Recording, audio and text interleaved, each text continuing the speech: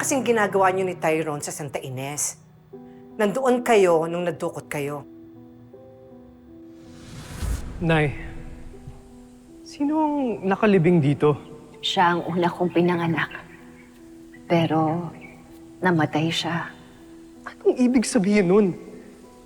Hindi ko kapatid si Tali? Pinuntahan po namin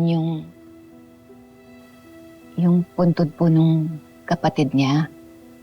Teka. Naguguluhan ako eh. Ibig mong sabihin, hindi lang si Tali at Tyrone ang anak mo? Wala na po. Dalawa lang po sila. Si Tyrone at yung nakalibing po dun sa Santa Ines.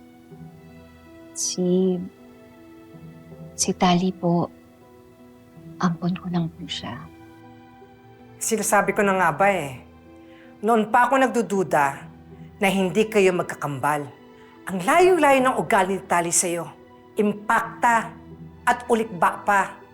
Malayong-malayo sa kutis niyong mag-ina.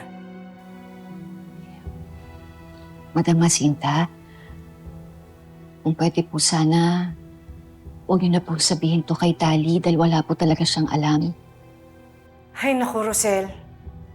Kailan mo planong sabihin? Hindi na naman po kailangan. Kasi parang totoong anak na rin po ang trato ko sa kanya.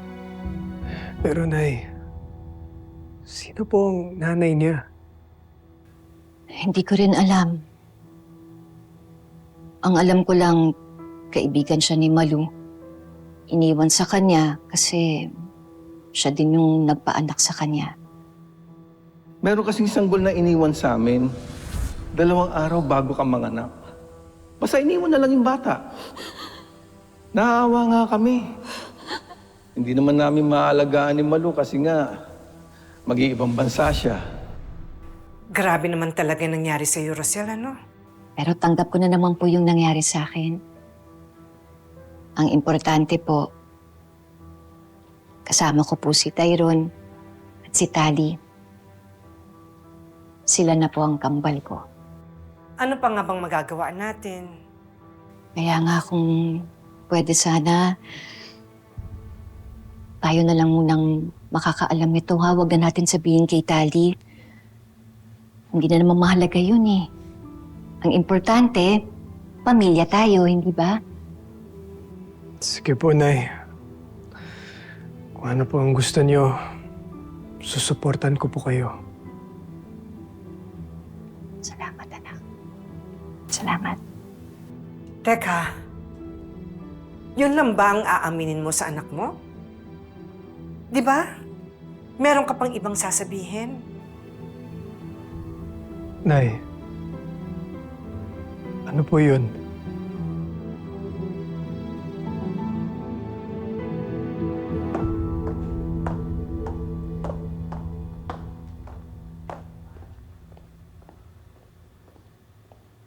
Nasaan ang daddy mo? Mami, umalis po siya sandali. Pumunta po siya kina Tyrone. Bakit hinayaan mo pa siya pumunta doon? Mami, wala naman pong masama eh. Gusto lang niyang makibalita tungkol sa nangyari kay Tyrone. Halika na po, Mami. Magmerienda na lang po tayo. No, ayoko. Hindi ako nagugutom. Mami, sige na po, please.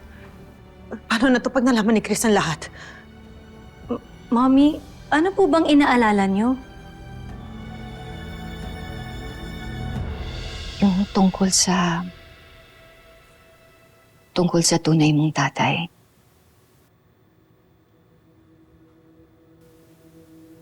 Anak, patawarin mo ako.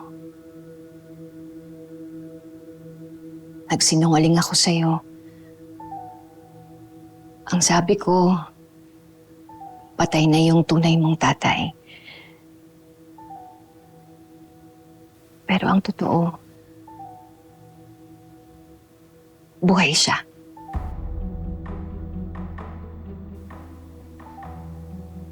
At nandito siya ngayon. Yung tatay ko? Nandito yung tatay ko?